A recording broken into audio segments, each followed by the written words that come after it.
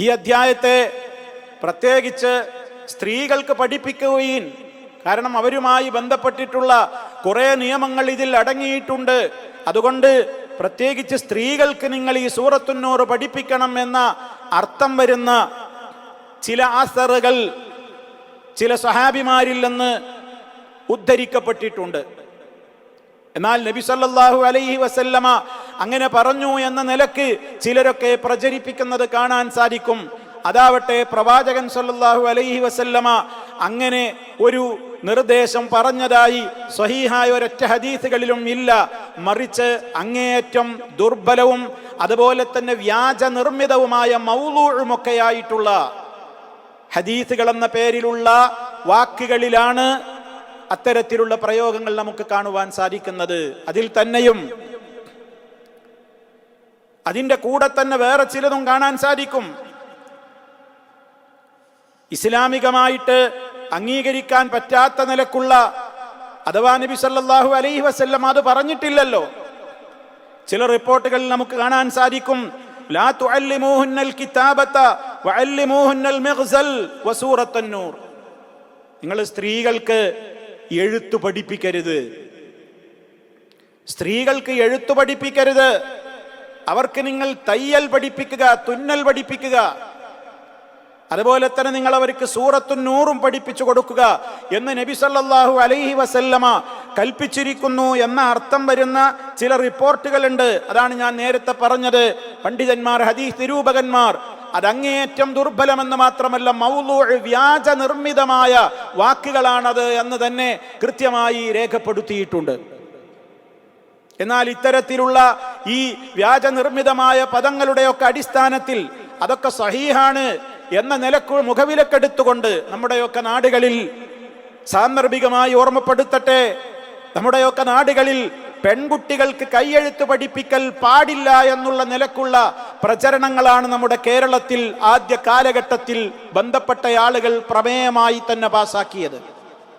ഇത് കേൾക്കുമ്പോൾ ന്യൂജന് ഒരുപക്ഷെ വിശ്വസിക്കാൻ കഴിഞ്ഞുകൊള്ളണമെന്നില്ല. അങ്ങനെയൊക്കെ ഉണ്ടാകുമോ? പെൺകുട്ടികൾക്ക് കയ്യെഴുത്ത് പഠിപ്പിക്കാൻ പാടില്ല എന്നൊക്കെ പറഞ്ഞിട്ടുണ്ടോ നമ്മുടെ കേരളത്തിലുള്ള ആളുകൾ? പഴയ കാലത്ത് അങ്ങനെയൊക്കെ പറഞ്ഞിട്ടുണ്ടോ? ഉണ്ട്. ആധാരമാക്കിയത് ഈ പറയുന്ന വ്യാജ ഹദീസാണ്. നിങ്ങൾ അവർക്ക് എഴുത്ത് പഠിപ്പിക്കരുത്. അങ്ങനെ മണ്ണാർക്കാട് വെച്ച് പ്രമേയം പാസാക്കി. അതുപോലെ തന്നെ സ്ത്രീകളെ കയ്യെഴുത്ത് പഠിപ്പിച്ചാൽ അതുകൊണ്ടുണ്ടാകുന്ന ഒരുപാട് അപകടങ്ങളാണ് സംഭവിക്കുക എന്ന് പരസ്യമായി തന്നെ എഴുതി. ആ കാലഘട്ടത്തിൽ ഇസ്ലാഹി പ്രസ്ഥാനത്തിന്റെ മുഖപത്രമായ അൽമനാറിൽ വളരെ കൃത്യമായി അതിനുള്ള തെളിവുകൾ ഉദ്ധരിച്ചുകൊണ്ടുള്ള ലേഖനങ്ങൾ സ്ത്രീകൾ തന്നെ എഴുതേണ്ടി വന്നു. അതൊക്കെ നമ്മുടെ കേരളത്തിന്റെ കഴിഞ്ഞകാല ചരിത്രം. ഞാൻ അതിലേക്ക് വിശദമായി പോകുന്നില്ല. മാത്രമല്ല, ഈ ശബ്ദം ശ്രവിക്കുന്ന കുറച്ചൊക്കെ പ്രായത്തിലുള്ള ആളുകൾക്കൊക്കെ ഒരുപക്ഷെ ഓർക്കുന്നുണ്ടാകും, പഴയ ആളുകൾ നമ്മുടെ നാട്ടിൽ സമസ്തക്കാരുടെ മദ്രസകളിൽ ആൺകുട്ടികൾക്കും പെൺകുട്ടികൾക്കും വെവ്വേറെ രീതികൾ ഉണ്ടായിരുന്നു. പൊതുപരീക്ഷ, സമസ്തയുടെ വിദ്യാഭ്യാസ ബോർഡിന്റെ പൊതുപരീക്ഷ 5ാം ക്ലാസ്സിലേക്കും 7ാം ക്ലാസ്സിലേക്കുമൊക്കെ നടക്കുമ്പോൾ 5ാം ക്ലാസ്സിലേക്കുള്ള പൊതുപരീക്ഷയിൽ തന്നെ എന്തു ചെയ്യും?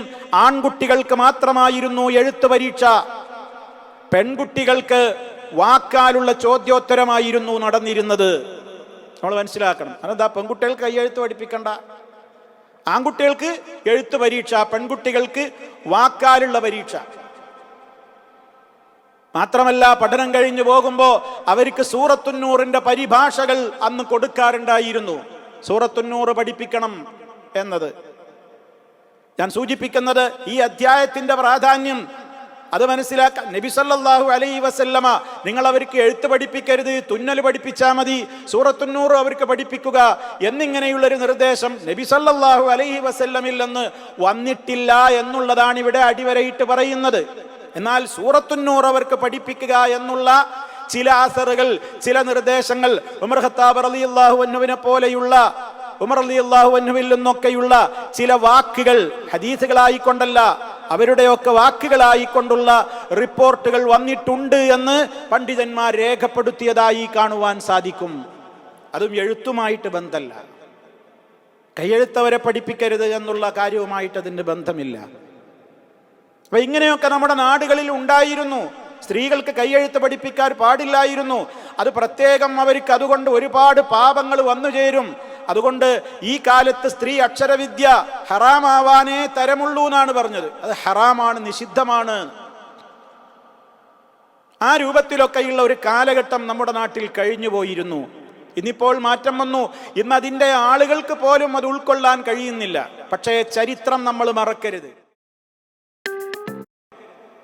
ഇതൊക്കെ കേരളത്തിൽ കഴിഞ്ഞു കടന്നുപോയതാണ്. ഒരു കാലത്ത് പെൺകുട്ടികളെ കയ്യെഴുത്ത് പഠിപ്പിക്കാം, അത് അനുവദനീയമാണ് ജനങ്ങളെ എന്ന് സ്റ്റേജ് കെട്ടി പ്രസംഗിക്കുകയും മാസികകളിൽ ലേഖനം എഴുതുകയും ചെയ്യേണ്ടുന്ന ഒരു അവസ്ഥ ഇവിടെ വന്നിട്ടുണ്ട് എന്ന് പുതിയ തലമുറ മനസ്സിലാക്കണം എന്ന നിലക്കാണ് ഇത് ഓർമ്മപ്പെടുത്തുന്നത്. ഇന്നവരത് അംഗീകരിക്കുന്നില്ല എന്നുള്ളത് വേറെ വിഷയം. ഇന്നിപ്പോൾ ആരാണ് പെൺകുട്ടികൾ കയ്യെഴുത്ത് പഠിപ്പിക്കാത്തവർ?